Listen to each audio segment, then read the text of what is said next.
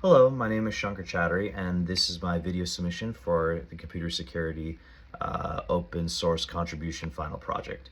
So I decided to work on DevSecOps applied to the OWASP ZAP application. Now, funny enough, looking into these Docker files, for the ZAP, which is used to containerize the ZAP application when it's up and running. Funny enough, when I look into it, there are multiple violations of DevSecOps practices specified by both OWASP themselves, the sources like AWS, and also just computer security best practices, and then just programming best practices. So I decided to look into this and really suggest a lot of changes, each being through these pull requests. The first pull request was adding verification and reference pinning for all external downloads.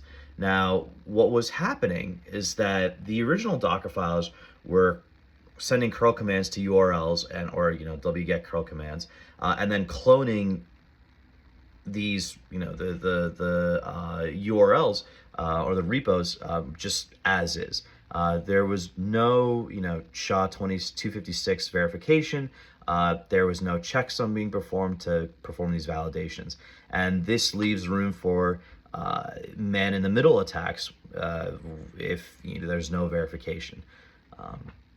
The second pull request that I submitted was to remove the use of hard-coded default passcodes. As a general rule of thumb, you don't want to be relying on default passwords to execute various commands in your shell. That's just a recipe for someone who shouldn't be belonging there, being able to use this software in ways that it's not intended to be used. Just another security best practice, which really should be adhered to, which I find ironic that OWASP wasn't doing that.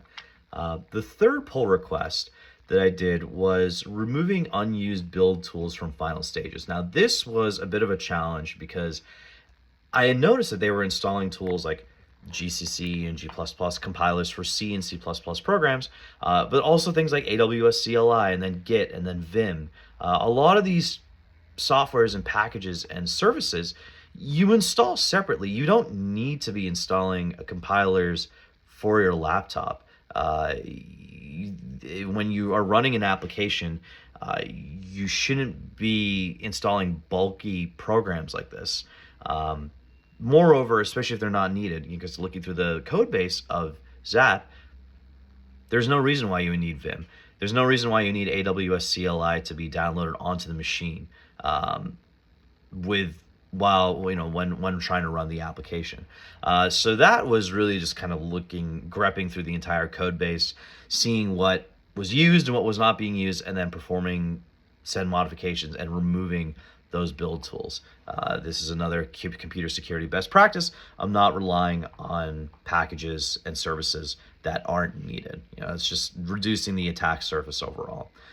The fourth pull request that I submitted was replacing images with mutable tags to those with immutable SHA digest or pinned images. So the vulnerability here is that this application was relying on repos from Debian Bookworm and also the Zap proxy Git repos in general. Now, the way that these commands are being executed to pull from these repos was that it was a mutable reference. What that means is that the content of these tags can change without knowledge of the operator, in this case, the virtual machine, the container being spun up to run this application when it executes these commands. So what that means is that there's no way to tell if an image has been changed or not. And this violates an OWASP best practice for the fact that builds, when you're running a containerized application, it should be idempotent. If it works the first time, one small modification should mean it should run again the same way, effectively. And by using these mutable references, you remove that idempotency, which violates an OWASP practice best practice for having idempotency in your application. And finally, the fifth pull request that I submitted, which honestly was one of the biggest violations, was the fact that they were relying on a pip install of brake system packages to run some of these applications.